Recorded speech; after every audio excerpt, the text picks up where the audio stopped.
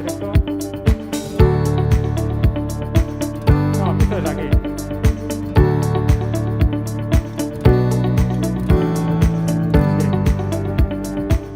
Estamos. Perfecto. Bueno, parece que ha habido al inicio algún problema técnico. Como decía, arratsaldeon denoi, eta eskerrik asko bi ekitaldi hauetan egoteagatik. Gaur Premio Ekonomista Saria 2020 eta Foro Ekonomista Foroaren 18. edizioa ospatzen ditugu. Aurten ez dugu elkar ikusi, ezta ekitaldiaren osteko momentuan konpartitu ere, baina behintzat, pantaila bidez, gaude ekonomisten Euskal Elkargoko hitzordu garrantzitsu bi hauetaz gozatzeko. Como decía, hoy acudimos a esta doble cita de un modo diferente, que desgraciadamente pues parece que nos estamos acostumbrando a estar pues, viéndonos entre las pantallas, pero bueno, desde Economistak, a pesar de las circunstancias, pues nos parecía importante continuar con ambos actos, el premio y el foro, que este año hemos decidido organizarlos de forma conjunta. Así que hoy tenemos la oportunidad de compartir lo que queda de tarde con dos protagonistas, ambos prestigiosos economistas, y quería desde aquí darles las gracias a los dos por acompañarnos. Una de las personas está aquí y otra le veréis en la pantalla a través de Granada.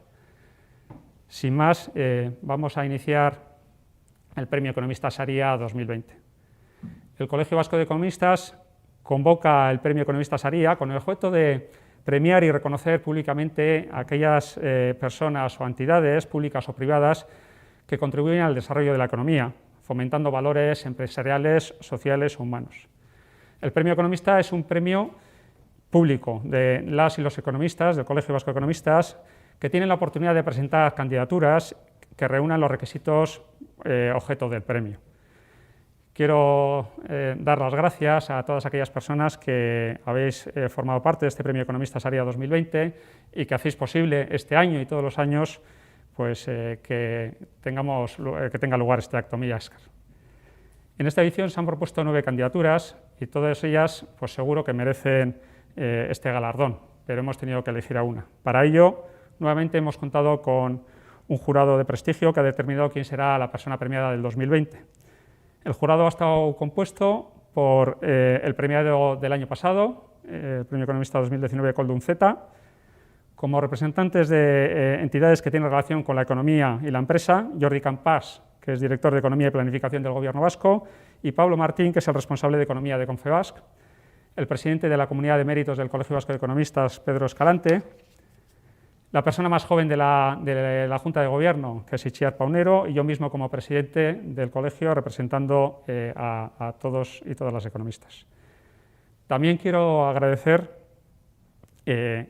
no solo a ellos por haber dedicado ese tiempo, sino también a las personas que hoy nos acompañan, premiados de ediciones anteriores, que están al otro lado de la pantalla y que, pues desgraciadamente, este año no podemos o no podéis arropar al premiado, pero de una forma presencial, pero me consta que seguro que lo estáis haciendo desde la distancia. Espero que este acto también os traslade un poquito a aquel momento en que se os concedió, fuisteis premiados con el Premio Economistas.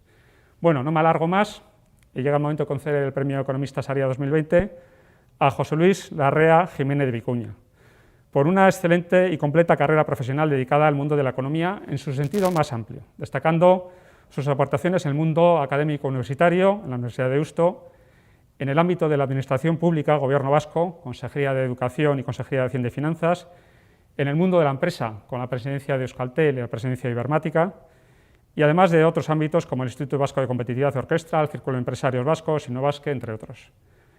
La verdad que es todo un honor y en nombre de las y los economistas del Colegio Vasco de Economistas hacemos entrega de este premio, que es una escultura de Juan Echegoyen, del artista Juan Echegoyen, que es una obra única y personalizada.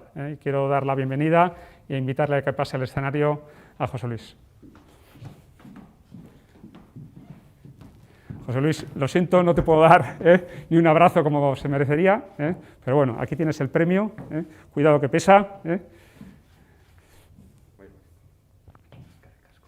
Bueno, y te dejo que digas unas palabras. Eskerrik asko, arratsaldeon. Eskerrik asko, bihotz-bihotz. Bueno, solo unas palabras, voy a ser muy breve. Primero, mi agradecimiento al Colegio Vasco de Economistas por este reconocimiento, que tiene una especial importancia porque viene de los colegas, ¿no?, de los compañeros de profesión. Entonces, esto realmente a mí me llena de una especial satisfacción. También quiero agradecer a todos los compañeros de viaje que he tenido a lo largo de la vida, porque nadie hacemos las cosas solos, en lo profesional y en lo personal, como es natural, de manera muy especial a la familia y a mi mujer, a Cristina, pero también a todos aquellos que me han acompañado en los distintos proyectos de distinta naturaleza que me ha tocado compartir, ¿no? Quizá una mención especial a mis colegas de la Universidad de Deusto, que en estos momentos estamos compartiendo conmigo una iniciativa como es la de Deusto Social Lab, que yo creo que es tremendamente interesante. Me vais a permitir, y voy a romper así un poquito el protocolo, porque creo que tengo a mis dos nietos de Boston y a mis dos nietas de Tolosa siguiendo esto, o sea que alguna ventaja tiene también hacer así los actos, y así, que como no me puedo quitar la mascarilla, que sepan que soy yo, que soy Laitita, ¿vale? Bueno, después de esta salida un poquito de tono del plano más oficial, sí quiero transmitir que realmente me siento un privilegiado, ¿no? He tenido la suerte de poder desarrollar mi carrera profesional en lo que algunos llamarían las tres hélices y esas cosas, ¿no? Es decir, en el mundo de la universidad, en el mundo de la administración pública y en el mundo de la empresa, ¿no? Y todas las personas que a lo largo del tiempo han coincidido conmigo y han compartido conmigo esos proyectos me han dado un gran regalo, que ha sido el regalo de aprender. Yo creo que el mayor regalo que podemos hacer a los demás es que aprendan con nosotros. No que les enseñemos, sino que aprendan con nosotros. Y esto me lleva a un primer mensaje, que es la importancia del aprendizaje. Yo creo que realmente en momentos de profunda incertidumbre, con un mundo en donde la diversidad es creciente, en donde la complejidad cada vez es mayor, en donde muchas veces no sabemos a dónde mirar y a dónde agarrarnos, pues hay dos cosas a las que hay que agarrarse siempre. Una, los valores, y la otra, el compromiso con el aprendizaje. Yo creo que si utilizamos esas dos amarras no nos irá mal tampoco ahora.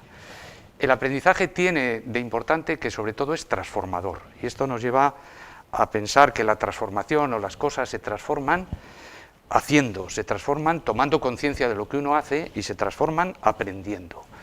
Y yo creo que la transformación tiene también un reto muy importante al equilibrio entre lo que es la reflexión y la acción, que esto es muy de economistas también, ¿no? No solo pensar, sino hacer, no solo hacer, sino también reflexionar y aprender. La palabra transformación es otra de las que nos va a acompañar cada vez más en todo lo que hacemos, porque estamos en un mundo en transformación. Pero junto a la palabra transformación me gustaría incorporar otra, que es la del propósito, es decir, transformar ¿para qué? ¿Para qué? ¿Para qué? Economistas, ¿para qué? ¿Para conseguir qué? Un economista lo que hace, si vamos al diccionario, es pues asignar recursos escasos a un montón de necesidades. Qué curioso, ¿no? Eso es lo que estamos teniendo que hacer continuamente ahora en el día a día, ¿no? Y es lo que hacemos en la vida también personal y familiar. Pero el propósito de lo que hacemos y de la transformación, el propósito que a mí me interesa es buscar el bienestar de las personas, el bienestar de todas y cada una de las personas, no solo el individual, sino el colectivo, ¿no? Y yo creo que aquí tenemos un gran debate pendiente, el gran debate pendiente del bienestar. Estamos viviendo los coletazos de un modelo de bienestar que se está viendo que hace aguas por muchos sitios, y tenemos pendiente ese debate sobre el nuevo modelo de bienestar, y ese debate es una verdadera llamada al consenso de una sociedad como la nuestra, como la sociedad vasca. En ese debate sobre el bienestar tenemos que pensar cuáles son aquellas necesidades más acuciantes, tenemos que pensar cómo las abordamos, tenemos que volver a repensar cómo redistribuimos o ajustamos esos recursos, esto son labores del economista, y tenemos que hacerlo además en una situación de crisis. Esta situación de crisis lo único que ha hecho, a mi juicio, es acelerar un montón de transformaciones que ya estaban en marcha. Entonces es tremendamente duro y tremendamente complicado, pero también hay que decir que realmente las cosas, las transformaciones estaban ahí, y que ahora, pues yo creo que tenemos que hacer de la necesidad virtud, y que tenemos la oportunidad de hacer las cosas de manera diferente, de no hacer más de lo mismo.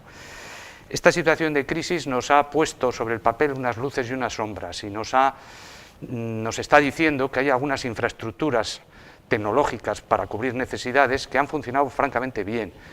Yo destacaría las infraestructuras de comunicaciones, las infraestructuras de energía y las de la logística y el transporte.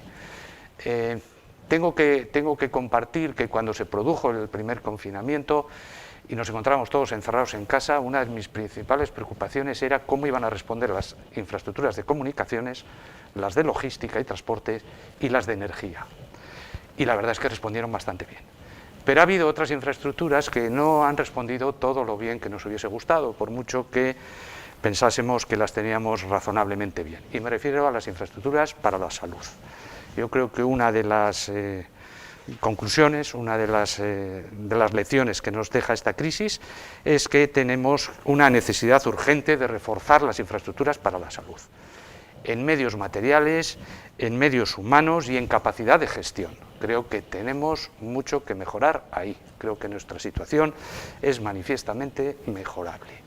Y esto se hace sobre todo cuidando a las personas, cuidando a esos profesionales que están en ese mundo de la salud, que son nuestra primera trinchera en esta pelea y nuestra última trinchera también en esta pelea. O sea que hay que animarles, porque los economistas sabemos que el mejor que nadie, que el principal recurso que tenemos para satisfacer necesidades son las personas.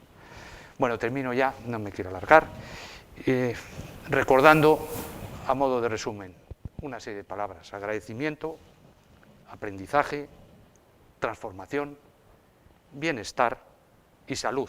Y voy a añadir otra, y optimismo, porque no nos podemos permitir el lujo de ser pesimistas, a pesar de la que está cayendo. Si no pensamos que vamos a ser capaces de construir un futuro mejor, imaginado entre todos, no llegaremos a ningún sitio. O sea que el optimismo es algo, el optimismo razonable y razonado, es algo necesario para progresar. Sin optimismo, sin esa creencia en que un futuro mejor y de progreso es posible, no hay futuro. Muchas gracias una vez más por el reconocimiento. Es un verdadero placer recibirlo y espero estar a la altura. Eskerrik asko.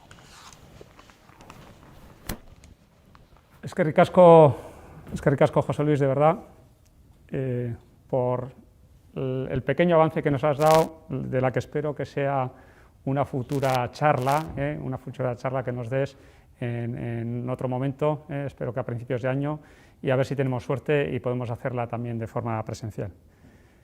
Bueno, pasamos a la segunda parte del acto.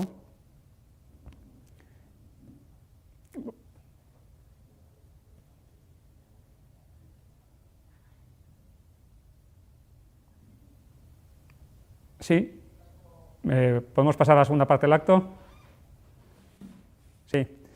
Bueno, estamos en la 18ª edición del Foro Economistas Foro A, y la verdad que después de esas 18 ediciones, pues con el mismo entusiasmo que la primera, sobre todo pues las personas del equipo de Maite, que tengo aquí a mi izquierda, que es la presidenta de la sección de Guipúzcoa, que va a pasar a presentar este acto, y quería dar, bueno, nombrándole a ella, pero en reconocimiento de todas las personas y todo el equipo que han estado trabajando y que trabajan durante todo el año para que grandes economistas vengan a contarnos sus experiencias, sus vivencias y su saber. Y hoy, pues no va a ser menos, y está con nosotros Santiago Carbó. Dejo a Maite Villarzuela, presidenta de la sección de Guipúzcoa del Colegio Vasco de Economistas, pues para que ella haga la presentación un poco del propio acto. Maite, Mediosunean. Bueno, ante todo, yo quiero felicitar a José Luis Larrea, porque antes que el foro, bueno, está tu premio, José Luis y Benetan, Sorionak. Y ahora sí, ¿no? Ahora sí es el foro, como decía Iñaki, es un foro en el cual el colegio, tanto como el premio, ponemos todo nuestro corazón para que salga bien, y lo preparamos con mucho tiempo. Casi un año estamos preparando este foro, el 18 Foro Economistas Foro A, y la verdad que al final lo hemos hecho y agradecidos de hacerlo, y agradecidos a Santiago que le hemos tenido cambiando fechas, ¿no?, durante todo este año. Agradecer también a los dos patrocinadores, Fundación Alce, que también desde hace mucho tiempo nos acompaña en los diferentes foros que hemos tenido, Mila Esker, Fundación, con todo lo que representáis para nosotros, para el colegio, y también a Laboral Kutxa, que también ha estado con nosotros año tras año en los diferentes foros que hemos tenido. Sin ellos hacerlo hoy aquí aquí en San Sebastián y en Granada, donde está el ponente, hubiese sido imposible. Y agradecimiento a todos esos economistas que se han inscrito, porque realmente no lo hemos hecho presencial, pero tener todas las inscripciones, todos los que en estos momentos están en directo escuchando, van a estar, Santiago, escuchándote, pues la verdad que eso significa que hay detrás de este foro mucha gente que es fiel también, ¿no? A este foro y a lo que hay. Porque tal como ha dicho José Luis Larrea, esto es aprendizaje. Aprendizaje para nosotros, para los economistas, aprendizaje que también eso nos permite transformarnos, cambiar, ¿no? Y bueno, y para aprender tenemos a Santiago. Santiago Carbó Valverde, Santiago Millesquer, te voy a hacer la presentación. Bueno, es un valenciano que nace en 1966 y también, como nosotros, es licenciado en Ciencias Económicas y Empresariales por la Universidad de Valencia. Doctor en Economía y Máster en Banking and Finance por la Universidad de Wales, Bangor, Reino Unido, catedrático de Fundamentos de Análisis Económico de la Universidad de Granada y de Economía de Finanzas, también por la Bangor University, y es director de Estudios Financieros de la Fundación FUNCAS. Os aconsejo de seguirla a la Fundación FUNCAS porque es de investigación y economía social, y os aconsejo firmemente seguirlo en lo que son las redes sociales porque hacen estudios realmente muy buenos a nivel económico. Donde también es director ejecutivo del Observatorio de Digitalización Financiera, profesor investigador del Instituto Valenciano de Investigaciones Económicas IBIE, y ha sido catedrático de Economía y Finanzas en CUNEF hasta agosto de 2020. Y luego consejero independiente también de CK Bank y presidente de su comisión de auditoría. Fue presidente de la International Banking, Economics and Finance Association en 2017, ha sido miembro del Grupo of Economic Advisors de la ESMA, European Securities and Market Authority, hasta diciembre de 2018, y es miembro del Consejo Académico de European Banking Institute. En la actualidad es consultor del Banco Mundial. Ha sido asesor y colaborador de instituciones públicas como el Banco Central Europeo y la Federal Reserve Bank of Chicago, así como también entidades financieras y consultoras de prestigio internacionales. Y por último, es colaborador frecuente, le conoceréis porque en medios de comunicación, siendo en este momento columnista semanal del País y opinando en otros medios escritos, 5 Días, El Mundo, ABC, entre otros. Y también, antes de ayer lo vi en Televisión Española, en La Sexta, en Cadena SER, en la COPE, en Radio Nacional de España. Es decir, es una persona que tanto en medios españoles como extranjeros, realmente, como en el Financial Times, es una persona de prestigio y que escribe realmente muy bien. Millesquer, como decimos aquí, Santiago, por participar en el Foro Economistas, Millesquer, y te dejo la palabra porque hoy el protagonista de este foro eres tú, Santiago, y adelante, te escuchamos para después pasar a hacer las preguntas. Voy a decirles a todos, porque se me estaba olvidando, que tienen un hashtag que han creado, es EconomistacForoA, para todo lo que son las redes sociales, y también que cualquier persona que está en este momento escuchando tiene un chat en el cual puede hacer preguntas que al final de tu intervención nosotros haremos esas preguntas a ti. Millesquer, gracias, Santiago, adelante. Pues buenas tardes. Lo primero, por supuesto, es daros las gracias al Colegio Vasco de Economistas, por supuesto a la sección de Guipúzcoa, a todas las personas que han hecho posible que finalmente, 6 meses más tarde, y no presencialmente como nos hubiera gustado a todos, a mí el que más, que adoro el País Vasco y Donosti, pues la verdad es que lo tenemos que hacer así, que también es una opción muy razonable ante la incertidumbre que tenemos sobre las próximas semanas y meses, que no sabemos cuándo se va a poder realizar presencialmente. Yo creo que aún queda bastante, aunque confiemos que para vuestro próximo foro, será el 19, si lo hacéis otra vez por finales de primavera, verano o dentro de un año, pues sí que lo podáis hacer ya presencialmente, ¿no? Por tanto, las primeras palabras son de agradecimiento, las segundas de felicitación al profesor Larrea por el premio tan merecido que termina de recibir. Y estoy absolutamente de acuerdo con todo lo que ha comentado de la situación actual, de los problemas que tenemos, de lo que no ha fallado o de lo que sí que ha cumplido y de lo que ha fallado, podríamos decir, y de la necesidad del optimismo. Me ha parecido unas palabras muy oportunas, muy cariñosas y que, viniendo de quien vienen, con la visión tan completa que tiene de la realidad económica, al haber sido, al ser un académico y haber estado tanto en la administración pública con cargos muy relevantes como en la empresa, con un cargo también, con varios cargos muy relevantes, pues desde luego siempre es bueno escucharlo.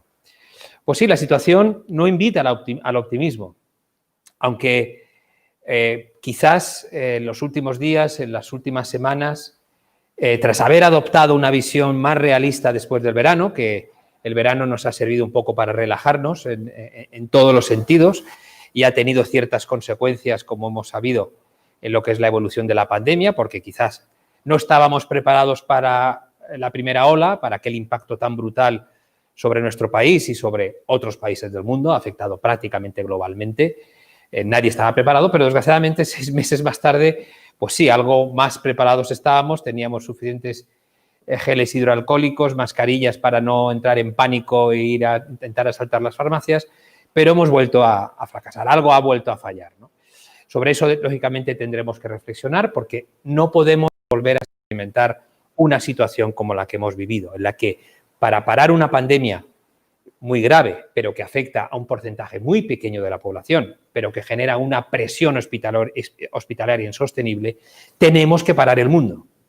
Es evidente que no todo el mundo se ha parado por igual, Asia se ha parado de otra manera. Ahí tendremos algo que aprender. Yo lo que quería decir es que quizás lo peor ha empezado a pasar.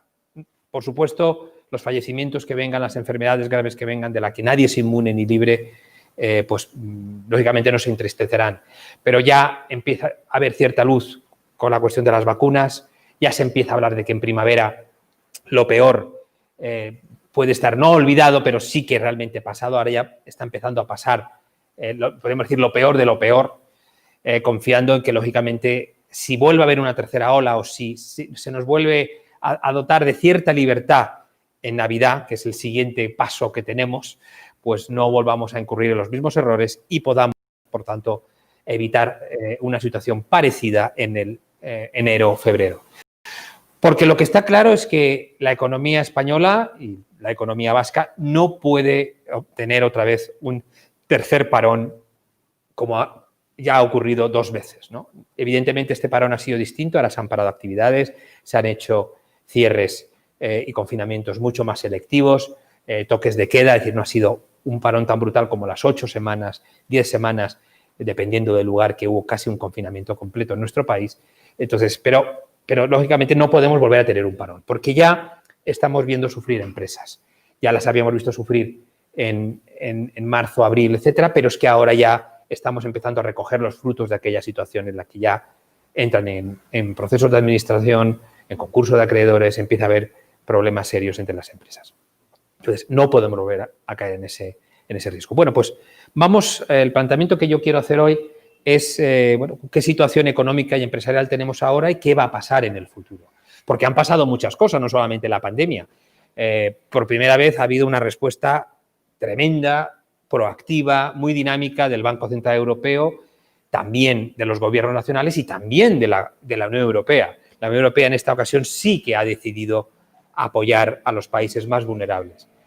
No olvidemos que nosotros tenemos que hacer nuestros deberes. Es decir, si somos vulnerables es porque algo no habremos hecho del todo bien. Podemos culpar a terceros, pero si somos más vulnerables hoy en materia de cuentas públicas es que probablemente no hemos hecho algo bien. Si somos más vulnerables en materia sanitaria es que algo no habremos hecho bien. Pero independientemente de eso, nuestros socios han decidido, a pesar de los titubeos y de las reticencias de algunos, ayudarnos. Es cierto que ahora estos días estamos viendo si Hungría y Polonia, 2 socios díscolos, pueden generar algo de problema, parece que será ruido, pero lógicamente esta vez sí que hemos contado con ese apoyo. Quizás porque ha sido un problema humanitario, un problema sanitario, no tanto un problema financiero como fue la crisis que fue del 2008 al 2013 en nuestro país. La caída de Lehman fue en el 2008, pero realmente en nuestro país hasta el 2013-2014 tuvimos muchísimos problemas. Pretendo cubrir, al menos no con la misma velocidad, a lo mejor todo, pero pretendo cubrir, un momentito, he hecho yo aquí.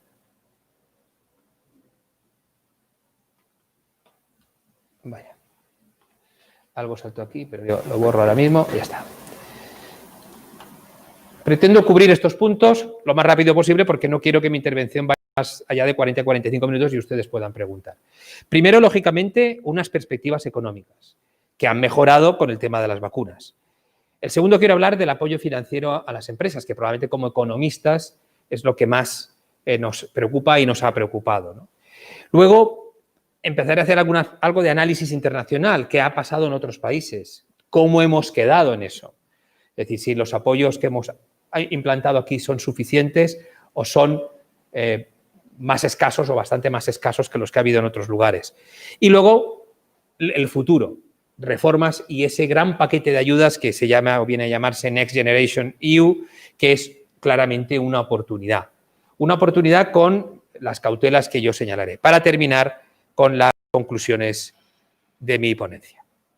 Bueno, lo que está claro es que ha habido un impacto brutal, devastador de la pandemia en los diferentes países y en las diferentes zonas del mundo. Es decir, no podemos olvidar que casi todos los países han tenido un impacto sanitario muy grave y un impacto sobre el Producto Interior Bruto que va desde el 6-7% de caída hasta el 13 o 15% que lógicamente aún no sabemos, no conocemos.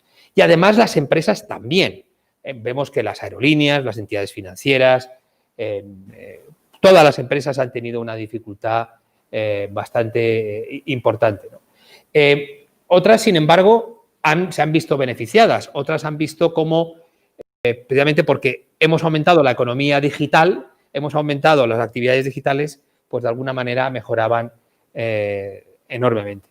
Lo que hemos visto en los últimos días es, ante el cambio en la vacuna, y este gráfico intenta reflejarlo, han sido las más castigadas hasta ahora, fundamentalmente bancos y aerolíneas, las que más se han beneficiado de ese rally. Y curiosamente, las que se beneficiaron durante la pandemia porque estábamos en casa y utilizábamos Spotify, Zoom, etcétera, pues son las que menos, ¿no? Entonces, dicho esto, quiere decir, bueno, no queremos que a nadie se vea perjudicado, pero las vacunas, lógicamente, crean un nuevo campo. Y además se va a seguir produciendo. Vamos a tener en las próximas semanas diferentes anuncios. Vamos a ir conociendo mucho más detalles de las que ya han hecho anuncios, como Moderna y Pfizer. Conoceremos pronto AstraZeneca, JJ, iremos viendo las vacunas y los plazos. Los gobiernos tienen que estar muy atentos para crear programas rápidos, porque cuanto más rápida se pueda poner la vacuna a la mayor parte de la población para generar inmunidad de grupo, pues más rápido también será el impacto o se reducirá los impactos negativos. Hay que intentar ya pensar cómo la parte de la primavera y del verano debemos empezar a recuperar la actividad económica. No la recuperaremos como en el 2019. Yo hace unos días hacía unas declaraciones a un periódico regional en el que señalaba que olvidémonos de 80 millones de turistas en España durante mucho tiempo. Ya sé que eso preocupa mucho menos en Euskadi, que por supuesto tenéis un gran turismo, y un turismo muy importante, porque es una zona maravillosa por muchísimos aspectos, pero lógicamente hay otras zonas en España que dependen mucho más. Y pensar que vamos a tener esa demanda que teníamos para la oferta, que evidentemente una parte va a desaparecer por el impacto de la pandemia, pero pensar que vamos a tener eso pues no es muy realista. Vamos a tener unos años de adaptación. Quizás teníamos un exceso de visitantes en el año 2019. Alguien dirá, ¿por qué? Porque a lo mejor teníamos problemas de sostenibilidad. El Mediterráneo está en una situación bastante difícil desde el punto de vista medioambiental. Entonces, creo que también tenemos en ese sentido que aprender. Lo que está claro es que la crisis, como muestra este gráfico y el siguiente cuadro, va a ser más dura en nuestro país que en el resto. En general, nosotros crecíamos más que el resto hasta el 2019, el 2020 y 2021, que es lo que va a ser muy, muy duro. Aquí aparecen los últimos trimestres sobre los que teníamos efectos y vemos claramente que el segundo trimestre fue un verdadero golpe.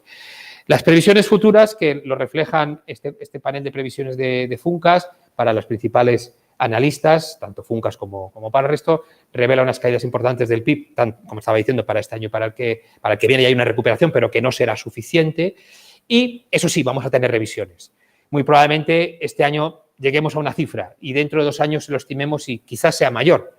Y quizás el crecimiento del año que viene, que será importante, pero que no va a poder compensar, pues igual luego es más mayor de lo que pensamos. Lógicamente, las revisiones y las predicciones, como vosotros sabéis, como buenos economistas, a veces hay que revisarlas al alza. Pero lo que está claro es que apuntamos la tendencia y el impacto es más duro aquí que en la mayoría de los países de nuestro entorno. Los problemas asociados a esa caída del Producto Interior Bruto, a esa recesión, como podrían haber sido el desempleo, no se han manifestado totalmente. Aquí lo demuestra claramente en el desempleo registrado, que sí ha empeorado significativamente, pero no ha llegado a aquellos niveles de efecto dominó que tuvimos en los años 2009, 2010 y 2011, 2012 en nuestro país, ¿no? Se ha podido atenuar gracias a ese esquema llamado ERTE, en otros sitios se llama Furlough Schemes, que ha funcionado bastante bien.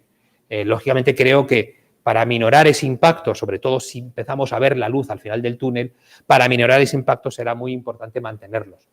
Hoy se ha anunciado que también se mantienen los avales del ICO y se aumenta la carencia de los mismos, lo cual siempre también vendrá bien. Pero en materia de desempleo vamos a tener un problema más grave que otros países, porque ya partíamos de niveles de desempleo más graves. Estábamos entre el 13 y el 14% como país. Ya sé que en el País Vasco, en Euskadi, estáis mejor. Es decir, en general, Euskadi está en una situación más favorable o es la más favorable dentro del Estado, porque se han hecho las cosas bien, no porque os haya tocado con una varita mágica a nadie.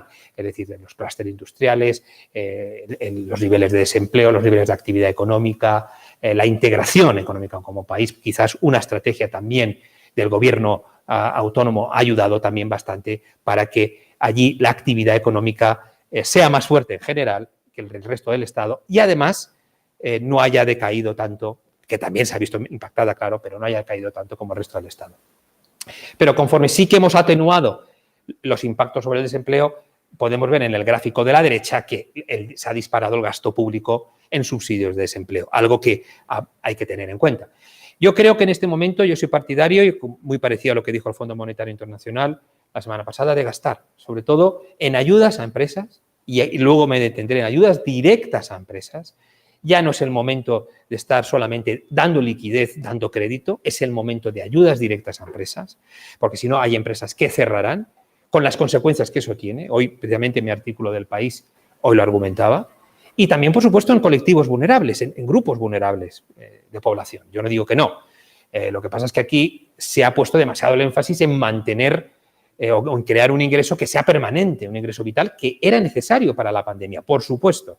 Como patriotas, como país que somos, probablemente queremos que nuestro país ayude a los necesitados, sobre todo a los compatriotas que tienen problemas. Pero pienso también que hay que tener incentivos para cuando vuelva a la normalidad, no crear más coste, más carga en un Estado que ya empieza a tener serias dificultades para financiar muchos de sus programas. Respecto a lo que pueda suceder en el futuro, pues lógicamente pues hay mucha incertidumbre. Sabemos que ha habido una gran apuesta en esta ocasión por una expansión monetaria nuevamente, que además ha venido acompañada de un impulso fiscal notable, mejor quizás que el de hace 12 años. Digo, a escala de país también por el apoyo que ha habido en el ámbito de la Unión Europea. Y esa apuesta monetaria, pues ya veremos a dónde nos lleva, porque en este momento las primas de riesgo están, podríamos decir, anestesiadas. Es decir, en este momento no tenemos ningún problema en colocar la deuda española y las otras deudas que puedan tener las comunidades autónomas, pero desde luego es un momento, en su momento puede haber más dificultades de lo que parece, porque también puede aparecer la inflación. Entonces, si aparece la inflación o hay señales de que puedan aparecer, el Banco Central Europeo y otros bancos centrales tendrán que retraerse. Pero ahora lo que hace falta es el apoyo que ha venido, aparte un apoyo que renuevan continuamente, incluso expanden. Y luego en el futuro también tendremos que saber que habrá que desandar lo andado y, por tanto, en algún momento cambiará el entorno monetario porque la inflación aparecerá en el horizonte. Eso no se nos debe olvidar nunca. Y creo que ha habido ese factor positivo de la acción pública internacional, esos bancos centrales extendiendo su brazo, pero también reconociendo con modestia, y así lo han dicho, ya lo dijeron en la anterior crisis, que ellos solos no pueden. Yo creo que eso era un tema muy importante. Ha habido una acción fiscal decidida y creo que ahora puede que se produzca una corrección en estos apoyos para que llegue a empresas viables, a empresas con futuro, a empresas con demanda futura. Entiendo que en marzo, en abril, se disparó contra todo lo que movía. Entiendo que había que apoyar a todo lo que fuera necesario. Pero ahora, debido a que tenemos recursos escasos, como economistas lo sabemos, pues lógicamente tenemos que ser mucho más cuidadosos a quien se presta. Lógicamente a empresas que tengan un futuro, sean viables y puedan ayudarnos en la salida y en la recuperación. Algo bastante importante.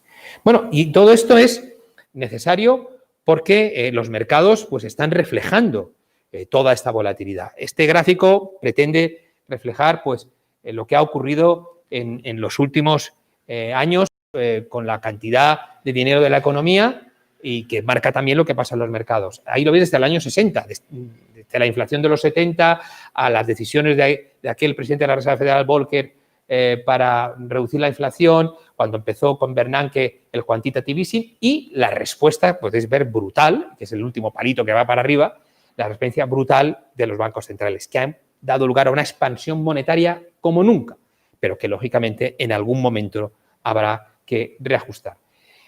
Porque, como he dicho, y aquí no voy a detener mucho, llegará un momento que habrá inflación. En este momento, los factores, de alguna manera, que explican lo que está ocurriendo, pues la mayoría de ellos están en azul, que dicen que no nos lo explica. No nos explica porque, evidentemente, no es la debilidad económica, etcétera, sino otras razones que muchas veces se nos pueden escapar y que están motivadas probablemente por una caída en la demanda y la situación del COVID. Lo que está claro es que internacionalmente el impacto no va a ser igual, ya no lo está siendo igual, ni tampoco será igual la salida de la crisis. A mí me da pena que en nuestro país el debate siempre sea político, siempre sea ideológico. Después del impacto brutal en materia sanitaria, después del impacto brutal en materia económica y empresarial, que sigamos debatiendo sobre ideología, cuando lo que hay es que gestionar ya, porque ya viene más problemas económicos, pero sobre todo viene ya una necesaria preparación para esa salida de la crisis y la recuperación, seguimos aquí con un debate político que en algunos momentos es absolutamente, a mí me genera una falta de esperanza enormemente, a pesar de lo que ha dicho el profesor Larrea. Hay que ser siempre optimista, pero cuando uno pone la tele, aunque yo aparezca alguna vez, cuando alguno pone la tele, desde luego se te va a veces el alma, se te va a veces todo ese optimismo, ¿no? Porque lo que está claro, y eso no se quiere reconocer, falta pedagogía de la crisis, falta pedagogía de muchas cosas. Es que aquí hacen falta determinadas actuaciones, ponernos las pilas para que el impacto desigual que puede ser la salida de la recuperación no nos llegue a nosotros. Desde luego habrá países que lo pueden hacer mejor, pero nosotros no podemos estar en la cola tampoco. Es decir, creo que evidentemente nuestra especialización productiva tan basada o con tanto peso del turismo va a tener efectos, lo entiendo, pero hay que prepararse para esa salida, para aprovechar también las oportunidades que nos están dando para la salida con los fondos europeos. Y a veces estos debates políticos estériles no nos llevan a mucho. Y hay mucho por hacer, hay mucho por hacer, como ahora comentaremos. A ver, otra vez estamos en la misma. A ver. Aquí. Bueno, me voy a centrar ahora en el apoyo financiero a empresas muy rápidamente. En todo el mundo ha habido una gran respuesta de los gobiernos. Esto es un mapa de calor sobre el número de acciones de política económica y podemos ver en qué países se ha hecho más y se ha hecho menos. Evidentemente en Europa se ha hecho mucho, aunque si podéis observar España está en la parte de abajo más amarilla, es decir, que ha hecho un poquito menos. Donde es más rojo es que se han hecho más cosas en materia económica de apoyo a las empresas, de apoyo a los ciudadanos, de cualquier tipo de ayudas, ¿vale? Es un mapa de calor que lo refleja.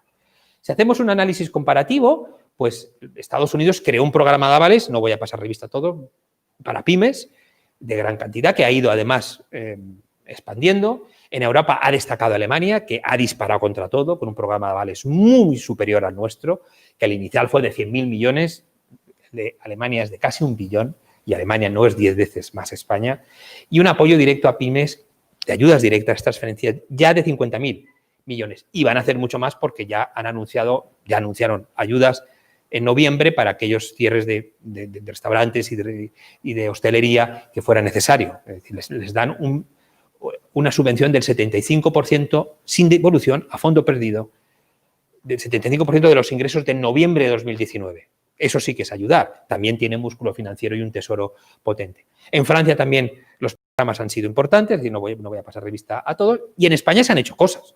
Hay que ponerlas en valor. Evidentemente, los ERTEs han funcionado bien, ya lo he dicho antes. En España ha habido una ley de legales que también ha ayudado, pero las ayudas a empresas directas y autónomos se han quedado muy cortas comparadas con otros países. Y ahora es el momento de esas, porque ahora ya no se puede seguir hablando solo de extensión de la liquidez, del crédito. Eso, lógicamente, hay que ayudarles creando más carencia, creando moratorias, eso sí, pero ahora ya hay que ayudar a las empresas inyectándoles en vena. Y eso es con ayudas directas que no tengan que devolver. Ese debate hay que abrirlo claramente, que ya está, hay que abrirlo, pero mucho más claramente en nuestro país. Porque este es un puente, es decir, o es una piscina, como queramos verlo, que tenemos que cruzar, estamos nadando por abajo del agua, nos falta oxígeno, pero tenemos que llegar hasta el otro lado de la piscina, que además se nos ha hecho más larga porque la crisis ha durado más y la pandemia está durando más de lo que pensábamos. Entonces, tenemos que delimitar, el Estado español, los gobiernos, cómo de largo va a ser ese gap que hay ahí en este puente que he dibujado, que aparece en la fotografía, o cuánto nos queda de estar abajo de agua en la piscina, ¿no? Y si unos países salen antes que otros, las brechas de financiación van a ser importantes y habrá factores de desigualdad y de competitividad de primera magnitud. Y si nosotros somos de los que salimos más tarde, más problemas vamos a tener. Entonces, estos programas de empresas han tenido varios principios de alguna manera inspiradores. Reforzar la liquidez y la solvencia. En España también ha ocurrido así, mantener flujos de pago, ayudas a empresas viables, evitar la morosidad empresarial para evitar la morosidad bancaria, que nos evite una crisis financiera que algunos anuncian o que nos puede preocupar, sobre todo si de la crisis no salimos pronto y no salimos bien. Hay algunas empresas, en este caso serían préstamos fundamentalmente corporativos, también algunos préstamos personales o préstamos de familias, pero sobre todo corporativos, que van a empezar a no devolverse y con eso la morosidad va a empezar a aumentar, con lo que la inestabilidad financiera podría venir, algo que no deseamos para nada, porque conocemos bien los resultados de la inestabilidad financiera de hace 12 años, 10 años. Y por tanto, hay que seguir redoblando este vínculo hasta que lleguen la reconstrucción y lleguen las vacunas y llegue la reconstrucción, que están, podríamos decir, a las 10 de este reloj que se ha creado aquí, ¿no? Esta es la idea, este es el esquema inspirador de las ayudas. No se puede romper en ningún momento, que no puede llegar ni a la morosidad empresarial, que además supondría que las empresas cierran, ni tampoco a la morosidad bancaria, que nos generaría problemas adicionales, ¿no? Bueno, para evitar esa morosidad extendida, pues ya sabemos que lo que se ha hecho. Ha habido ayuda en préstamos y garantías, ha habido moratorias, ha habido alguna inversión pública participativa, mucha más en otros países, diferimiento de impuestos y ayudas directas. Pero en España, repito, bastantes más modestas. Esto se repasa aquí, en el cuadro que aparece de la transparencia, si tienen acceso ustedes a ella, al final, lo que han sido los principales esquemas, sobre todo los iniciales, saben que se está readaptando, porque ahora ya casi se habla más de recuperación. Este cuadro, que luego se ha actualizado, pero se ha ido haciendo conforme las primeras medidas y luego actualizando hasta junio, julio. Luego ya nos hemos centrado más en las ayudas de la Unión Europea, etcétera, que es lo que vendrá, ¿no? Pero esto es un tema muy importante porque los gobiernos aún tienen mucho que hacer para que pueda resistirse estas empresas españolas, por supuesto vascas, ¿no? Es muy importante. Bueno, en todo caso, la importancia cuantitativa no es despreciable. El ICO ha informado muy recientemente que se han avalado casi 900.000 operaciones por valor de encima de 105.000 millones. La morosidad por ahora está, podemos decir, en línea y hay peticiones, como sabemos, pues, de las asociaciones empresariales de nuevas moratorias, nueva financiación y ayudas directas en este sentido. Aquí hay un problema muy importante que los economistas entendemos bien. ¿A quién hay que seguir ayudando? ¿A quién hay que plantear las ayudas directas? Lógicamente, lo primero es que sean empresas viables. Si son empresas viables pero tienen una estructura financiera poco sólida, vamos a tener problemas, incluso si les ayudamos.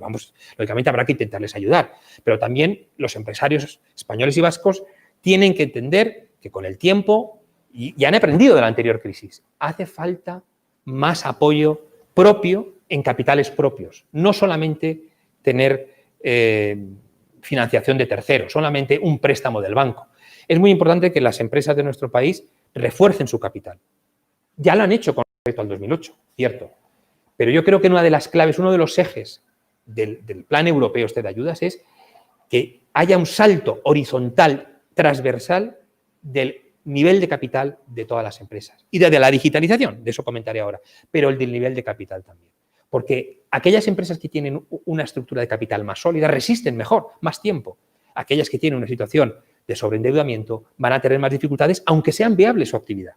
Y esto, lógicamente, es un elemento que tenemos que tener en cuenta. En este momento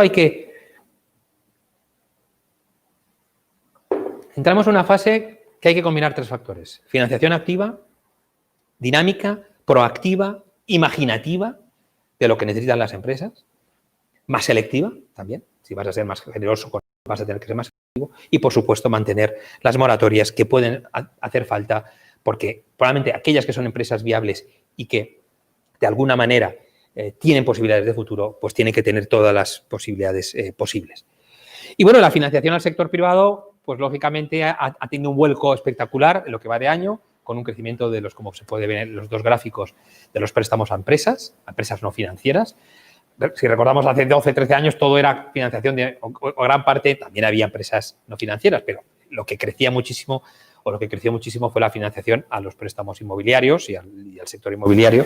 Ahora podemos ver el crecimiento brutal de los préstamos corporativos, que también son los que más querrá vigilar. Es cierto que la morosidad va a venir atenuada porque están los avales, ¿no? Por tanto, la gran cuestión es cómo controlar la morosidad. Va a haber un efecto reductor de los avales públicos y habrá que monitorizar bien por parte de las entidades financieras de las empresas para que gestionen moratorias, etcétera. Y coordinar la financiación que nos va a venir ahora, que es sobre todo en materia de digitalización y sostenibilidad, sobre lo que me detendré un poquito más tarde. No me voy a detener mucho aquí porque ya he utilizado este argumento en el tercer punto. Hay un tema que me preocupa y lo planteo, está en las siguientes transparencias. Nosotros hemos puesto menos dinero encima de la mesa para ayudar a nuestras empresas. En liquidez, en ayudas directas y en capital. Alemania, en cambio, no. Dinamarca, en cambio, no. Las empresas alemanas, por tanto, si ya eran más fuertes, una cosa. Y si encima salen más fuertes comparativamente porque han tenido más apoyos, pues porque aquí se ve las medidas de impulso fiscal inmediato, España se queda atrás comparado con Alemania, comparado con Dinamarca. Sobre todo el caso de Alemania llama la atención. Medidas de impulso fiscal inmediato por encima del 10% del Producto Interior Bruto. Y las ayudas directas a pymes también mucho más importantes que en nuestro país. Y además el número de actuaciones, que eso se ve en la siguiente tabla, sabéis que la Unión Europea, que es la vigilante de la competencia, no está muy a favor de las ayudas de Estado, pero las ha permitido porque hay un marco transitorio, un marco temporal en la que se va a poder apoyar a las empresas precisamente por la pandemia. Y se está utilizando mucho más en otros países que en el nuestro. Eso me preocupa porque está generando un terreno poco equilibrado de juego, muy favorable para las empresas alemanas que porque tienen un tesoro saneado y unas finanzas públicas saneadas van a poder salir mejor de la crisis. Esto me preocupa. Y me preocupa que nuestras empresas, muchas de ellas competitivas, pudieran tener, o la mayoría competitivas, pudieran tener una dificultad adicional en el futuro. Entonces, este es un tema que hay que poner encima de la mesa. Tampoco hay que ser muy generoso en Europa y hay que ir a negociar duramente con Bruselas para que no sea muy generosa con todos los países, porque España no va a poder ser tan generoso. Si el marco general se relaja mucho, va a favorecer a Alemania, que tiene dinero para aprovechar ese relajamiento, pero para países como España no tiene esa capacidad. Entonces, España debería ser ahí apretar un poco más, no sea que se apoye excesivamente, quiere decir, incluso a empresas no viables en Alemania y en España no podamos apoyar ni a las viables. Y bueno, este es el elemento que podríamos decir del futuro, que engarza con el último punto ante las conclusiones, que es este gasto que viene, que nos concede Europa y que va a permitir una permisividad de gasto fiscal y ha dado una buena imagen de solidaridad en Europa. Y, por otro lado, hay cierta condicionalidad y que ese aprovechamiento de marco temporal de ayudas que hay en Europa se puede estar aprovechando más por unos países que por otros. Europa nos está dando, por un lado, solidaridad, pero por otro lado puede estar aprovechándose de un modo particular y privado, podríamos decir, algunos países con ese marco temporal. Y supongo que a la señora Merkel le preocupó esto bastante en verano porque nos ayudó bastante para que el paquete fuera lo suficientemente generoso, ¿no? Bueno, el último punto de las conclusiones es, ¿y ahora qué? Hacen falta reformas. Desde luego la economía española tendría que coger ingredientes de Euskadi. Ojalá, no es porque os sintáis solamente orgullosos y ya está, porque os esté haciendo que vuestros oídos estén a gusto, sino que es verdad, ojalá el modelo español tuviera más del norte, más de Euskadi o de Navarra, donde hay clústeres industriales, donde hay una intensidad productiva y competitiva mayor que en el resto del Estado. En el Estado hay también muchas empresas competitivas, en todos los sitios, en Andalucía, en todos los sitios, pero evidentemente la intensidad que hay en el País Vasco es mayor, ¿no? Y para que todos demos un salto para adelante y podamos aprovechar la nueva situación y no mirarnos en el ombligo, hay que hacer reformas. Reformas, por supuesto, de la administración pública, que podemos hablar luego en el debate, si queréis. Hay que hablar claramente de las pensiones, son insostenibles. Este tema tiene que salir. Hay que hacer pedagogía, ya lo decía antes, a la población, de que no pueden estar tan blindadas para unas generaciones mayores y que estén absolutamente desprotegidas las nuevas generaciones en materia futura de pensiones, ¿no?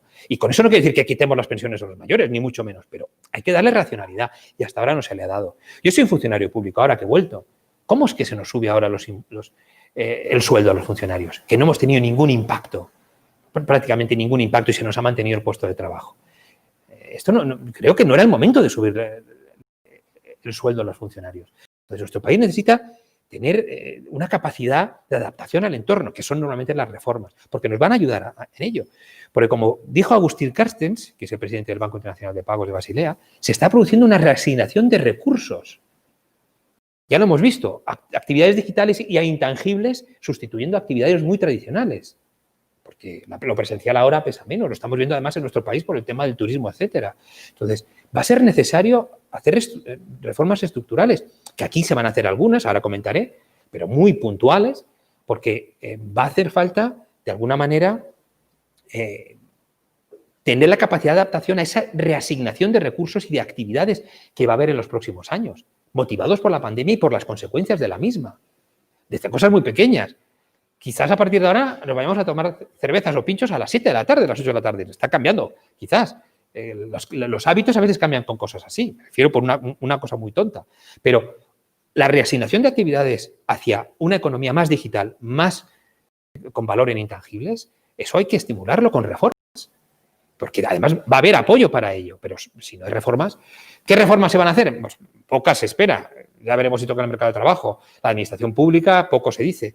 Sí que quiere hacer algo para aprovechar las ayudas europeas y es cambiar los plazos administrativos. Sabéis que se va a cambiar la ley de los plazos administrativos porque si no, no habría forma de beneficiarse con los plazos tan terribles que tenemos en nuestro país, ¿no? Pero muy pocas se van a hacer. Es necesario que se hagan, es necesario que se puedan mantener en ese sentido, ¿no? ¿Qué peligros hay ex ante de la financiación europea? Evidentemente es una gran oportunidad. Son 72.000 millones en ayudas directas, en transferencias y otros 70.000 en posibles préstamos, que yo creo que habría que utilizarlos si hay proyectos, porque vienen muy bonificados. Pero además hay otros apoyos, sabemos, ¿no? De los programas SURE, etcétera, los fondos FEDER, etcétera, que pueden venir otros 20, 30.000 millones. Eso es mucho dinero hasta el 2026, que es cuando hay que gastarlos. Mucho dinero.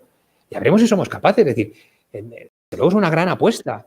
Y quizás no teníamos los proyectos preparados, pero hay que ponernos todas las pilas para elaborar proyectos competitivos. Me consta que hay algunos importantes en el entorno del País Vasco y en el conjunto del país, pero no pueden ser proyectos que se decidan ni en Moncloa ni en los gobiernos autonómicos, aunque ellos apoyen. Tienen que ser proyectos productivos, que realmente apuesten por una nueva economía, por un nuevo país y una nueva sociedad en este sentido y por supuesto, por la sostenibilidad y digitalización. Pero también hay peligros, demasiada expectativa, ¿no? Y quizás poca reforma, mucho que gestionar y muchas veces no hemos gestionado tan bien. Y también hay ex post riesgos, y es que sea una oportunidad perdida, que se haya gastado sin reformas, que haya dado lugar además a una acumulación de deuda o efectos indeseados en los incentivos de la distribución.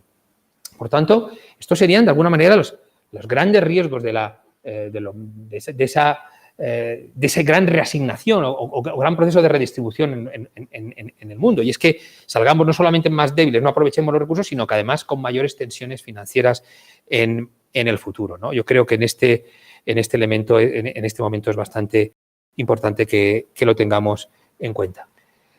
Voy a ir ya terminando. Los fondos europeos, por tanto, son una gran oportunidad. No se pueden quedar en palabras, no se pueden quedar en fotos ni en Moncloa ni en ningún partido político. Digo la de Moncloa porque justamente coincidió la mesa con los agentes sociales de la recuperación. Y me preguntaban, curiosamente ayer en Canal 24 Horas, me decían, es ahí donde hay que decidir, no. Los proyectos competitivos para la digitalización, la sostenibilidad, para mejorar el país y para fomentar la recuperación que hace falta y la reconstrucción que tanto se utiliza ahora, son proyectos que tienen que salir de la base productiva, de ideas que ya existan. Ahora es muy difícil pensar en algo que podamos acometer, un grandísimo proyecto de 20.000 millones, bueno, que no sería, o de 3.000 millones en 6 años, si eso no se ha pensado. Ese puede ser uno de los grandes problemas, que muchos de los proyectos sean cosas para salir del paso. Eso me preocupa, ¿no? Entonces, es una gran oportunidad. Creo que no puede ser para nada una oportunidad perdida y, por tanto, tenemos que ponernos mucho las pilas para que esta oportunidad salga bien.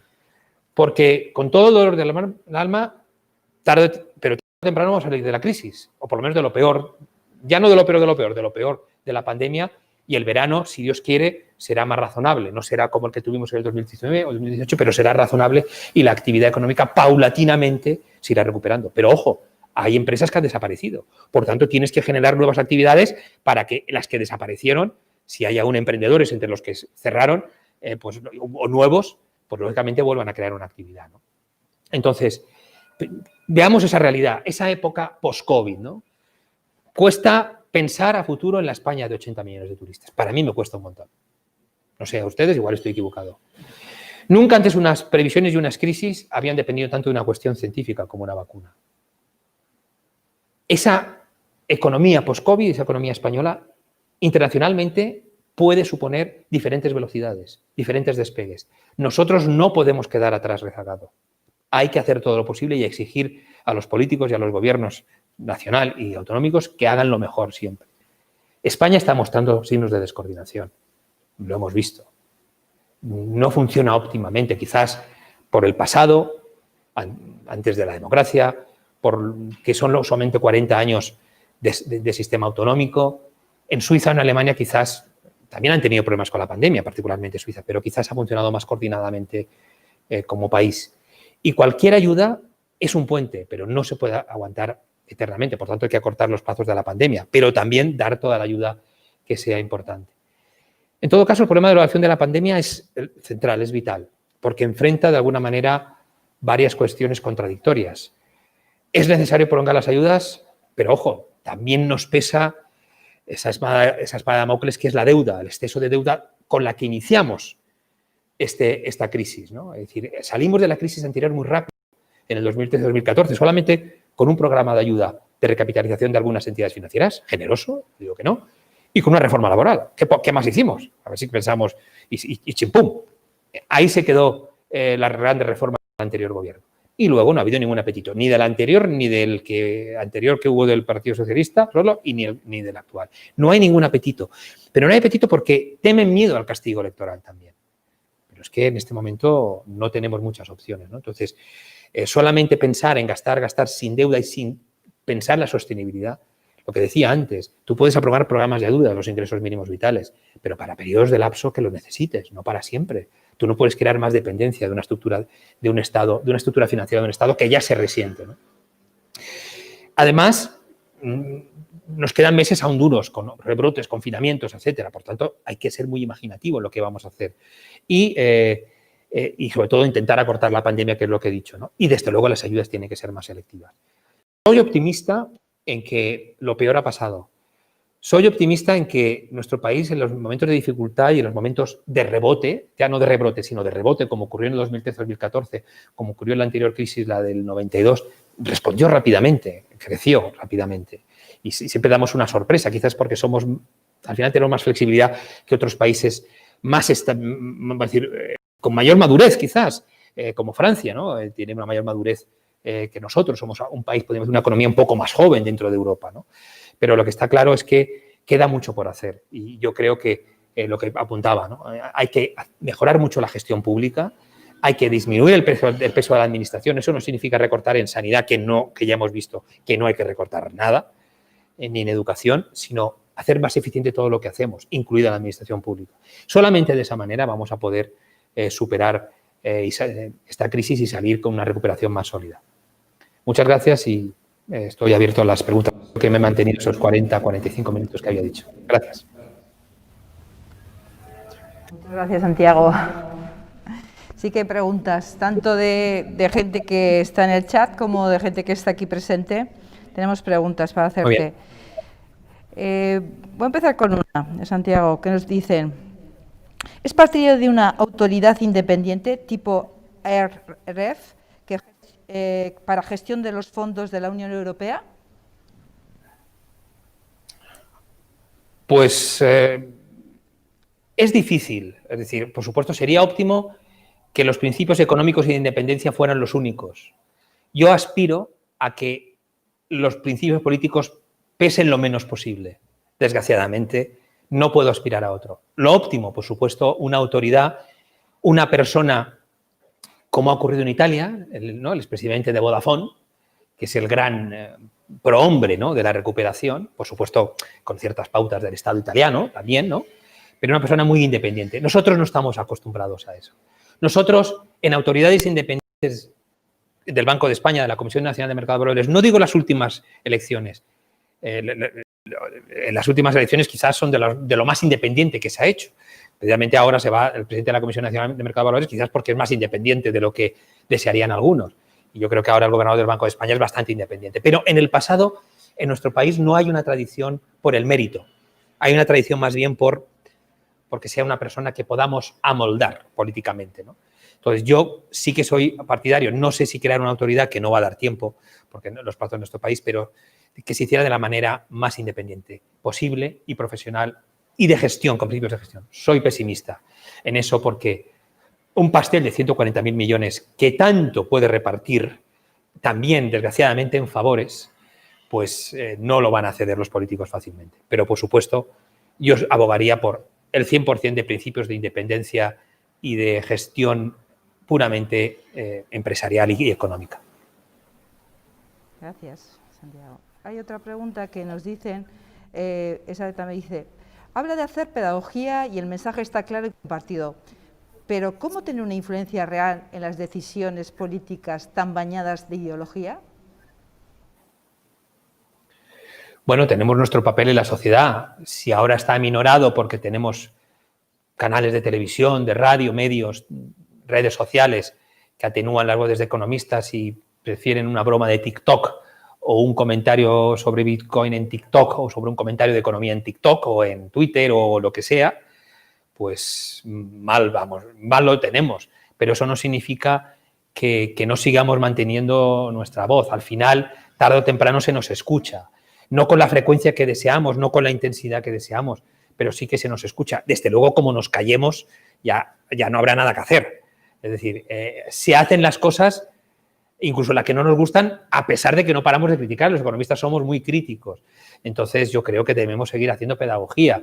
En una sociedad no podemos caer en rendirnos y en no hacer pedagogía, porque si no, desde luego, estaremos en una sociedad mucho más peligrosa. Es decir, ahora, ¿que podemos convencer a los políticos? Pues en algún momento se convence.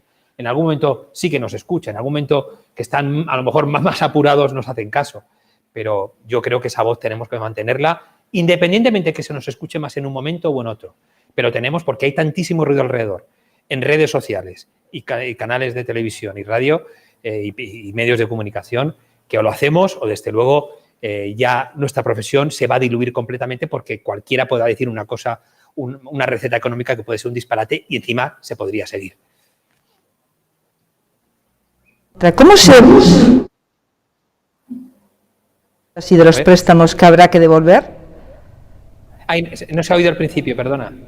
¿Cómo se va a financiar el importe de las ayudas y de los préstamos que habrá que devolver? ¿Cómo se va a financiar por parte del Estado?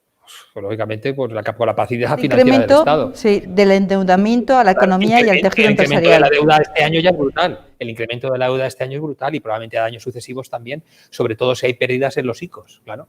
Y en el mantenimiento de ayudas, que aunque el año que viene sea de recuperación y la economía crezca, es un año que va a seguir aumentando la deuda, porque los programas de ayuda van a ser muy importantes, sobre todo en los primeros meses del año.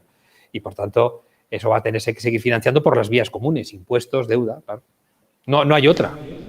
Que vamos a terminar con una mochila cercana al 130% del Producto Interior Bruto en términos de deuda pública, cercana al 130% del Producto Interior Bruto, pues sí. pero no hicimos los deberes para disminuir el peso de la deuda pública antes y ahora que sí que teníamos que aumentarlo, pues nos estamos viendo una situación muy, muy complicada. Hay algunas personas que dicen, se están oyendo muchas voces que ponen en duda la posibilidad de que se puedan conseguir estos fondos por la inexistencia de proyectos o programas suficientes y también por los plazos y la complejidad administrativa de su tramitación. ¿Está España preparada? Estamos preparados para una buena parte de los fondos, sin duda, seguro.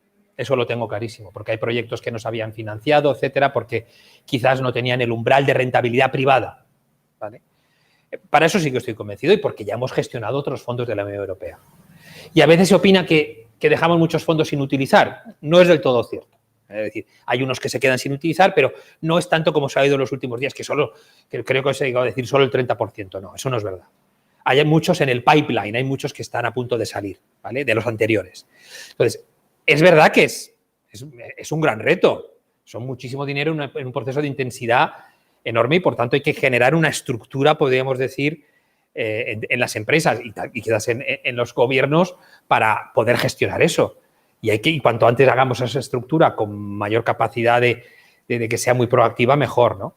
Pero yo creo que buena parte se pueden aprovechar. Todo sí que me parece que va a ser difícil, por lo menos con el aprovechamiento debido, ¿no? Ese es donde, pero que yo creo que ya tenemos experiencia en gastar de los fondos europeos. Lo que pasa es que, evidentemente, la intensidad en tan poco tiempo de 140.000 millones, pues sí, nos puede generar algunas dudas sobre si podremos gestionarlo todo.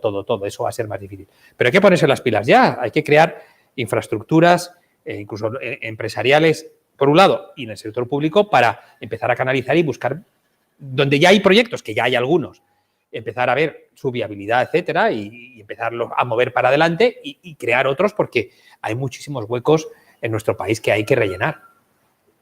En materia de digitalización, sostenibilidad, en otras infraestructuras, es decir, en lo que he dicho antes, en que las pymes, en que demos un salto horizontal hacia arriba, transversal, de todos en la digitalización. Esos son proyectos que se pueden acometer perfectamente. Dice otra, tras más de 4 años de tipos negativos en la zona euro y abundante liquidez, los beneficios de estas medidas no convencionales sobre la economía empiezan a perder fuerza y se van poniendo de manifiesto algunos riesgos como la baja rentabilidad de la banca, crédito a firmas zombies, niveles más altos de apalancamiento. ¿Hasta cuándo tipos negativos? ¿Qué deberá pasar para que cambie la tendencia? Pues estoy totalmente de acuerdo, es un diagnóstico muy, muy oportuno. Probablemente, no lo sé, probablemente de un financiero, de alguien que trabaje en una entidad financiera, ¿no?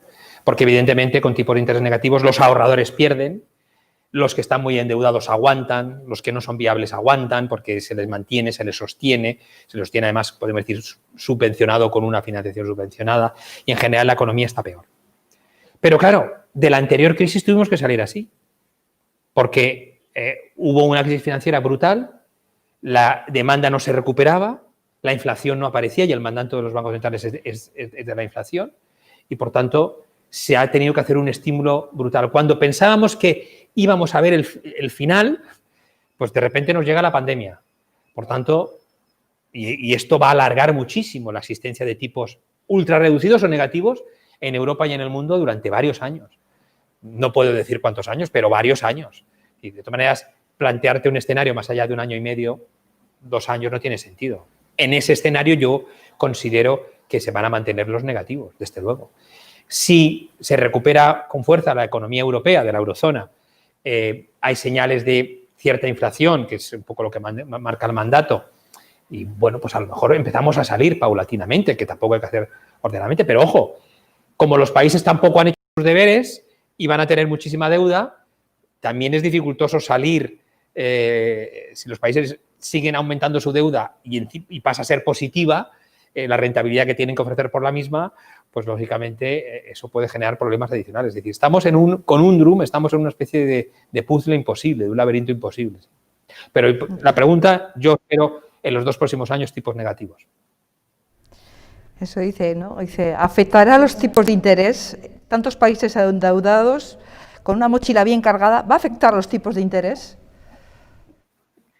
mientras haya unos bancos centrales europeos ávidos por quedarse y por apoyar, los tipos de interés no van a cambiar mucho. Llegará un momento que el Banco Central Europeo tendrá que cambiar de estrategia y generará alguna presión en los tipos de interés de la deuda. Pero eso ahora mismo no se ve, es imposible. En un contexto de debilidad estructural y de actividad económica como el actual, es imposible pensar que el Banco Central Europeo va a parar los estímulos, es decir, los va a alargar. Es verdad que uno puede decir, pero es un poco enfermizo que mantenga eso que le está generando una dependencia excesiva, ya, pero en este momento, desde luego, ahora no tiene otra cosa que hacer. Dentro de un año, pues volveremos a debatir los economistas si empieza a haber una recuperación, si debería empezar a ceder en los estímulos, pero el próximo año los va a mantener seguro. Pues eso creo yo, vamos, seguro no, eso creo yo. Obligó a aplicar la austeridad como receta única. En la presente crisis económica derivada del COVID, en cambio, se apuesta por la expansión del gasto público. ¿Qué opina de este cambio de recetas económicas? Bueno, la austeridad no funcionó y generó una respuesta política, social, del populismo, de los dos signos en Europa y en el mundo. No funcionó. Porque se creó un mundo, podríamos decir, de perdedores, una expresión pésima que viene del inglés, y de ganadores, que utilizaba el presidente Trump. No funcionó la austeridad. Por tanto, y además, ¿la austeridad para qué? Se recortaban cosas que luego hemos visto que no había que recortar. Porque no hubo voluntad política de realmente ver dónde se podía recortar, cómo aumentar la digitalización de la administración, cómo disminuir el peso del coste de las administraciones públicas. De eso no se hizo nada. Entonces, lógicamente, ante una caída tan brutal, un impacto tan terrible de la crisis y del confinamiento que hubo, lógicamente la única opción era gastar. Ahora tendrás que gastar más selectivamente, ¿no? La receta actual es que no nos llevaba a ninguna otra opción. Aprendimos al menos de la anterior crisis que hacer poco no sirve de nada y encima apostar por la austeridad tampoco. A lo mejor de esta aprenderemos que esto tampoco nos sirve, que más vale tener quizás una gran capacidad de prevención de crisis pandémicas o de crisis del clima o algo así, ¿no? A lo mejor nos interesa aprender algo de eso, como han hecho los países asiáticos, en los que nos deberíamos basar más, de los que deberíamos observar más. Y otra, a la hora de apoyar con ayudas públicas a sectores económicos afectados por la crisis, ¿cuáles deberían ser, a su juicio, los criterios a aplicar? Los criterios, lógicamente, una viabilidad. A la empresa que viene a pedir una financiación tiene que mostrarte un plan de negocio viable. Y eso no puede depender, pues, de algo que ya no exista o que porque tenga una gran carga financiera ya en el banco, pues le sigas manteniendo. Es decir, yo creo que eso no tiene sentido. Entonces, son criterios de viabilidad. Un plan de negocios de futuro, los datos actuales, cómo estaba en 2019 al cierre, a ver exactamente si era ya una empresa viable, si tiene un impacto limpio de la COVID, es decir, claro, estaba todo muy bien y la COVID le ha generado un problema y cuando termine la COVID, pues probablemente vuelva a estar bien. Entonces, eso es lo que hay que valorar. Pero es que ya teníamos muchas actividades, ya ocurrió durante la anterior crisis, muchas actividades vinculadas a la construcción, etcétera, que se mantuvieron artificialmente y que luego no nos llevaron a nada, es decir, a tener más problemas. Ahora es un grupo de muchas cosas, ¿no? Es decir, pues a lo mejor ahora tenemos un problema de muchas empresas de eventos, muchas empresas vinculadas a determinados servicios que ahora van a tener, es decir, a lo mejor ya tenían una estructura financiera débil y ahora pues va a ser más difícil realizar eventos.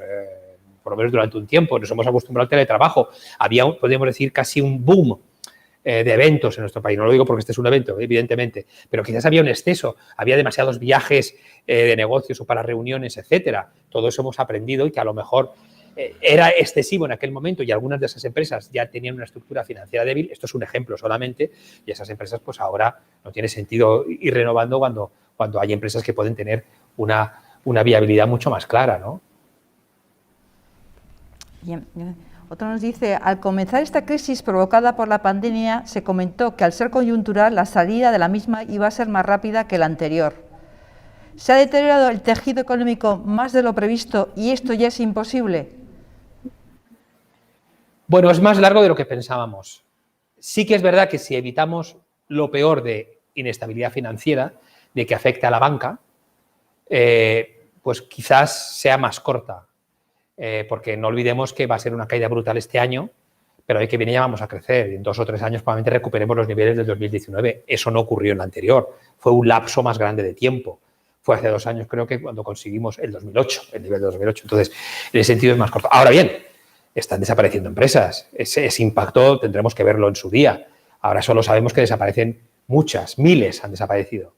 Comercios que no abrirán, bares que no abrirán, otras pequeñas actividades que no abrirán. Eso lo tendremos que valorar después. Pero sí que parece que en 2 o 3 años podremos haber recuperado lo del 2019. No digo los turistas, que eso sí quería dejarlo claro, pero sí una situación parecida a la que había.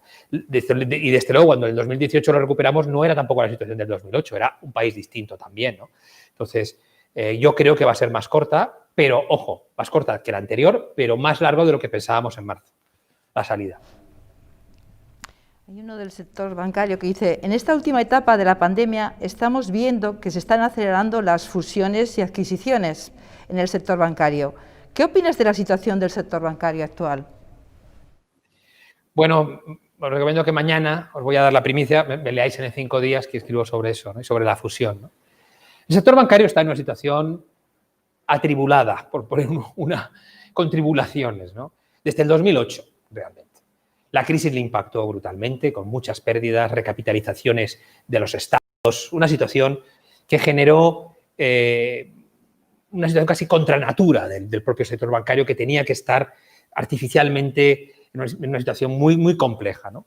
Luego le llegó un montón de regulación, luego le llegó nueva competencia tecnológica, unos tipos de interés negativos que también generaban una situación muy difícil para su negocio. Ya tenían riesgos y desafíos muy exacerbados. Hicieron muchas cosas, se recapitalizaron, por tanto tenían una situación más sólida, estaban más resilientes, aumentaron el tamaño, ya hicieron reestructuraciones, disminuyeron su capacidad. Pero de repente, haciendo todos esos deberes, aún le seguía penalizando el mercado de valores porque veíamos que las valoraciones bursátiles, sobre todo de la banca europea, la americana está mejor valorada, pues estaba muy penalizado. ¿Por qué? Porque no se ve un modelo de negocio disruptivo. ¿Por dónde va a crecer el sector bancario? Por lo digital, pero aún no se ve claramente por dónde. Por eso tienen esa penalización en la bolsa tan grande. También es verdad que se beneficiaron la semana pasada con lo de las vacunas, pero no es un modelo el que tienen ahora que permita creer que van a ganar mucho dinero en los próximos años. Por eso no se quiere invertir en ellos. Hace 20 años se fueron a Latinoamérica, a Estados Unidos. Ayer volvía el BBVA porque le ofrecieron muchísimo dinero, pero abandonaba una estrategia que fue de éxito. Para mí fue un acierto. Ahora hay que pensar en otra estrategia como la que se pensó en el 2000. Ahora hay que pensar en esa. ¿Y cuál será? Pues no lo sabemos. Pasará por lo digital, pero por ahora no muestran unas fortalezas claras comparado con las grandes tecnológicas o las fintech. Mantienen el negocio financiero puro, pero con una rentabilidad desde el 3, el 4% de ROE, muy bajo. ¿Qué ha venido a hacer la pandemia y la crisis? Pues exacerbar todos los riesgos y todos los retos que tenía. Esto es un momento particularmente difícil. Por eso las fusiones son una respuesta defensiva. Las fusiones permiten ganar tiempo. Las fusiones van a permitir ganar tiempo a obtener una dimensión que te da algo más de rentabilidad, porque aunque tengas un margen muy pequeño, al tener más activos, pues ganas más, pero no te va a permitir volver a esa capacidad de generación de rentabilidad que tenías hace 15 años. No, eso es con un cambio en el modelo de negocio que aún no ha llegado. Y ese es el gran problema. Hay que cambiar el modelo de negocio, que está cambiando, pero muy lentamente y con unos costes de estructura aún muy pesados. ¿Se tienen que convertir los bancos en plataforma? No digo que sea así, pero JP Morgan cada vez se parece más a una plataforma y le va bien. Y los otros americanos. Pero JP Morgan es el que mejor le va en este sentido. Entonces, las fusiones actuales, esta que se ha anunciado que afecta tanto al País Vasco, BBVA y Banc Sabadell, esta es puramente defensiva, que les permitirá ganar tiempo, que yo creo que si se lleva a buen puerto la harán bien porque son dos equipos gestores muy efectivos y competentes. Ahora, no arregla los problemas de largo plazo, que son otros. Son de rentabilidad, son de seguir captando negocio y, por tanto, de ser atractivos a los inversores, que aún no lo son.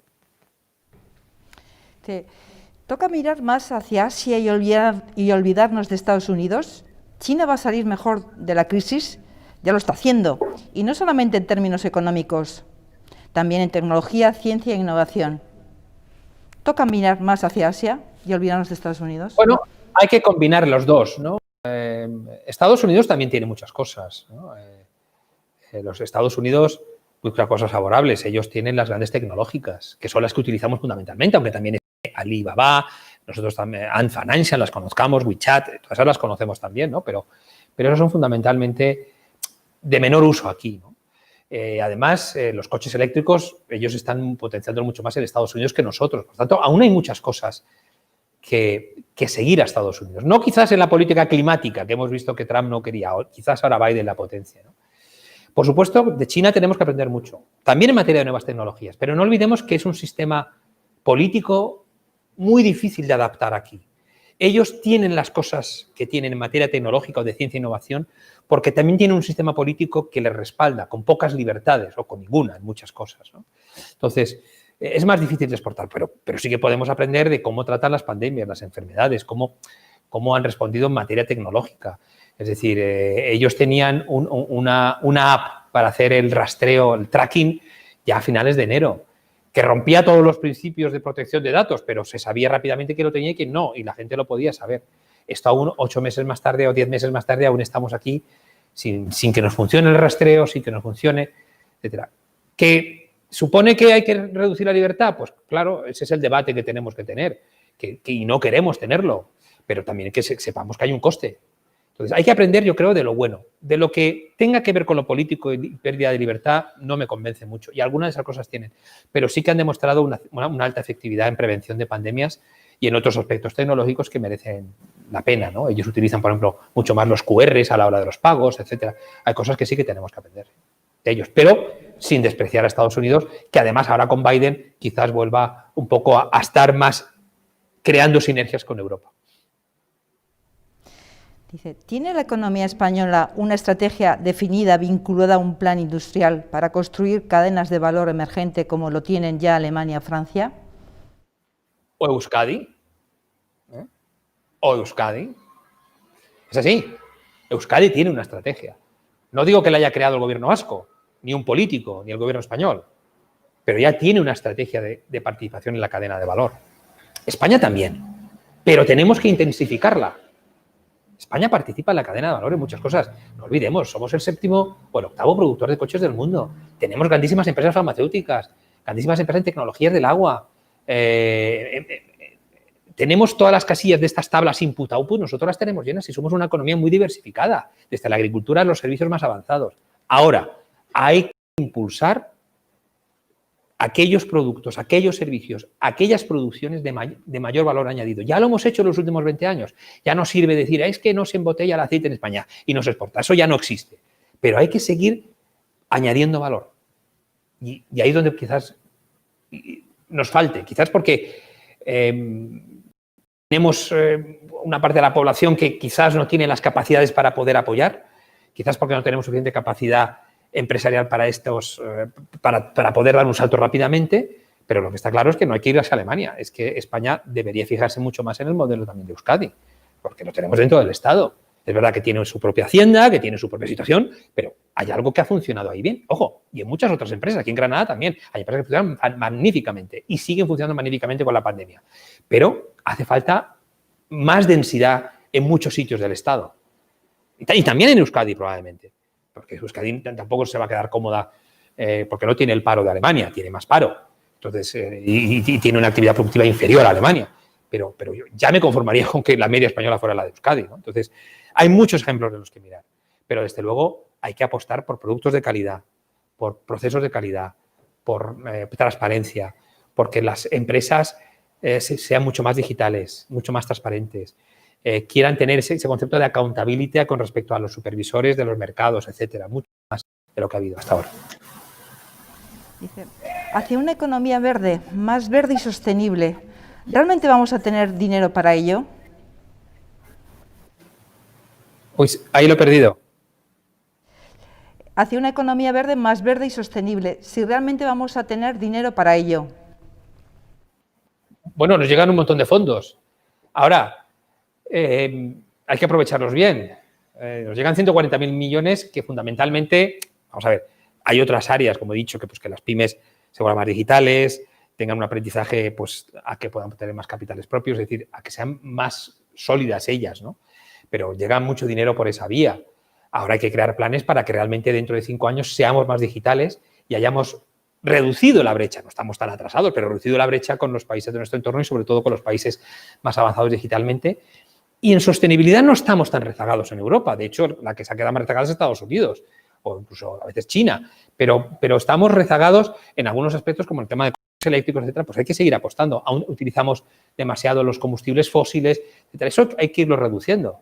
Y eso, preparados, yo creo que lo tenemos en mente. Ahora, hace falta una mayor concienciación de la sociedad para acelerarlo y que tengamos proyectos reales que podamos acometerlos. Yo creo que sí, ¿no? Porque Europa, si algo ha buscado en los últimos años es ser más sostenible que Estados Unidos y China y España. Y en España participaba de eso. Son las 20 horas, acabamos de llegar justo, hemos dicho que queríamos ser puntuales y bueno, voy a dar la palabra a Iñaki. Santiago, muchísimas gracias por tu participación, pero voy a dar la palabra a Iñaki para que realmente despida el acto. Mil gracias, Santiago. Gracias. La verdad que ha sido un placer tenerte hoy con nosotros. Muchísimas gracias por estar hoy aquí, aunque no haya sido presencialmente, pero la verdad que tu exposición, pues yo creo que ha sido muy divulgativa y muy conveniente para estos momentos en los que nos encontramos. Y yo sí que me quedaría, aparte de con un montón de mensajes que me he quedado de tu exposición, también con el mensaje que decía José Luis, ¿no? de optimismo, porque creo que de esta también saldremos, seguro que sí. Muchas gracias a todos, eskerrik asko denoi. Seguro que sí. Gracias, de verdad, gracias.